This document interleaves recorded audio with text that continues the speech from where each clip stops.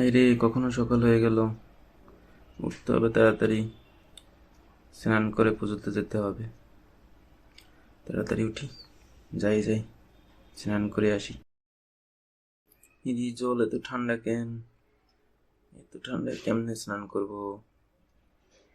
না, জলটা একটু গরম দিয়ে আনি, গরম জলে স্নান করে যাব।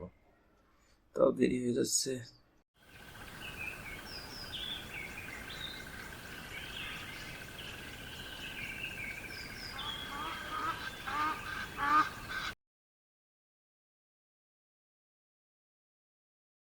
এত দেরি হচ্ছে কেন? অঞ্জলি মিস করে ফেলাই, তাড়াতাড়ি করে দেখতে হয়।